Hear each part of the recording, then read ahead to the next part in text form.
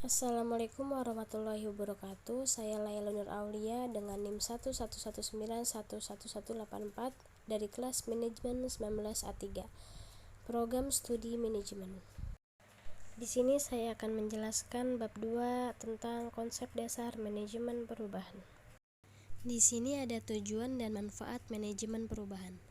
Perubahan mempunyai manfaat bagi kelangsungan hidup suatu organisasi. Tanpa adanya perubahan, maka dapat dipastikan bahwa usia organisasi tidak akan bertahan lama. Perubahan ini bertujuan agar organisasi tidak menjadi statis melainkan tetap dinamis dalam menghadapi perkembangan zaman, kemajuan teknologi, dan di bidang pelayanan kesehatan adalah peningkatan kesadaran pasien akan pelayanan yang berkualitas. Selanjutnya ada tipe perubahan. Perubahan terdiri dari 3 tipe yang berbeda, di mana setiap tipe memerlukan strategi manajemen perubahan yang berbeda pula. 3 macam perubahan tersebut adalah: pertama, perubahan rutin, di mana telah direncanakan dan dibangun melalui proses organisasi. Yang kedua ada perubahan peningkatan, yang mencakup keuntungan atau nilai yang telah dicapai organisasi. Yang ketiga ada perubahan inovatif, yang mencakup cara bagaimana organisasi memberikan pelayanannya.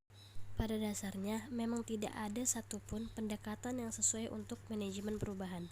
Metode-metode yang digunakan untuk komunikasi, kepemimpinan, dan keorganisasi kegiatan harus disesuaikan dalam menemukan kebutuhan masing-masing situasi perubahan. Di sini ada perubahan untuk mencapai sukses. Tujuan perubahan adalah ke arah sukses organisasi. Orang-orang sukses di sekitar kita, pastilah kesuksesan mereka dicapai dengan melakukan perubahan. Mengapa kita perlu melakukan perubahan? Biasanya hanya orang-orang yang bisa menawarkan perubahan yang mungkin terpilih, dan dari mereka yang terpilih, hanya orang-orang yang memiliki kemampuan melakukan perubahanlah yang akan tetap dipertahankan dalam dunia kerja. Manusia secara alami juga mengalami perubahan fisik dari bayi menjadi anak-anak, remaja, dewasa, dan menjadi tua. Di tiap tahap perkembangan harus ada perubahan.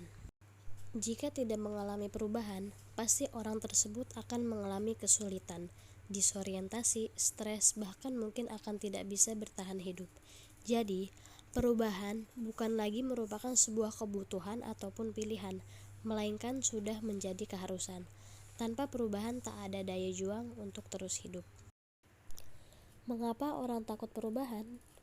Walaupun perubahan merupakan suatu keharusan, kita sering merasa ragu atau bahkan enggan untuk melakukannya karena 3 alasan berikut ini.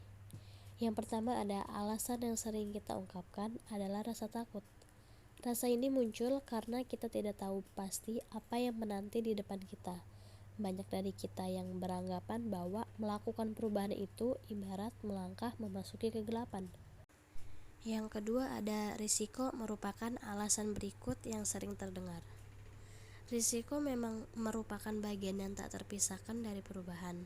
Untuk mengubah nasib dari seseorang pengangguran menjadi seseorang yang memiliki penghasilan, kita perlu melakukan perubahan, misalnya dengan memulai usaha sendiri ataupun melamar untuk bekerja di perusahaan orang lain. Selanjutnya yang ketiga, perubahan seringkali diikuti dengan kesulitan. Maksudnya itu seperti kesulitan mencari modal, memiliki lokasi usaha, mengurus perizinan yang diperlukan, memproduksi barang, dan memasarkan produk akan mengikuti seseorang yang memutuskan untuk mencoba memulai usaha baru.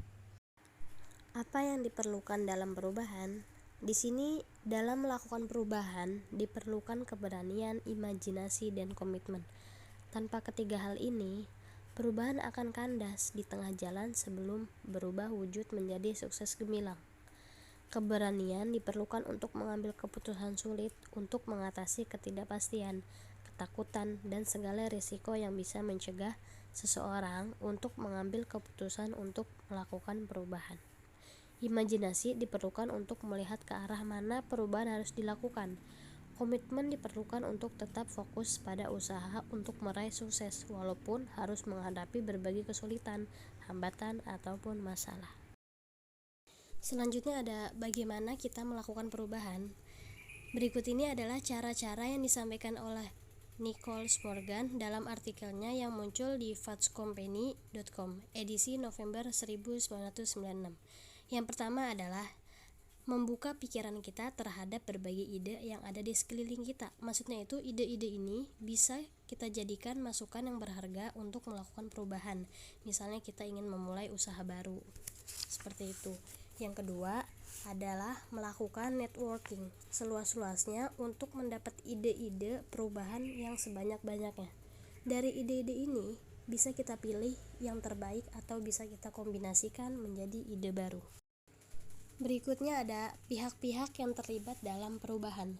Hal selanjutnya yang perlu dipikirkan adalah mengenai profil orang-orang yang terlibat dalam perubahan.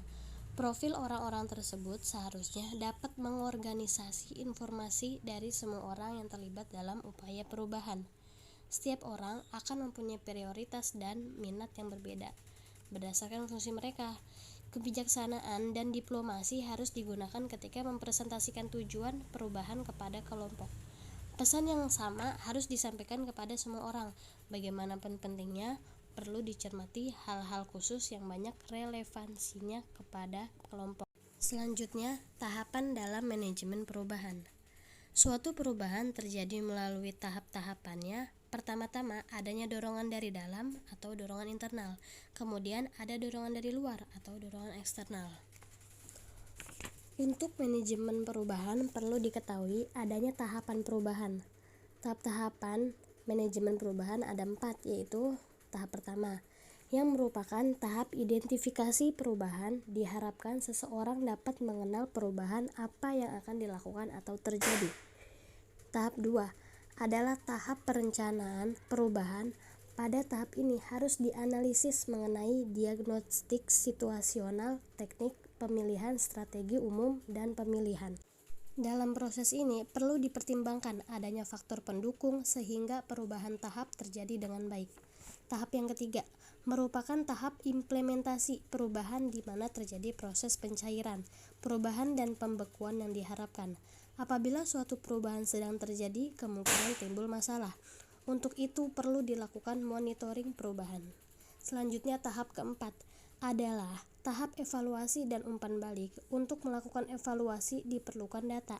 Oleh karena itu, dalam tahap ini dilakukan pengumpulan data dan evaluasi data tersebut. Hasil evaluasi ini dapat diumpan balik kepada tahap 1 sehingga memberi dampak pada perubahan yang diinginkan berikutnya. Berikutnya ada langkah-langkah manajemen perubahan. Yang pertama ada identifikasi tipe perubahan. Ketika Anda harus memanage perubahan, pertama-tama perlu mengidentifikasi tipe dari perubahan tersebut.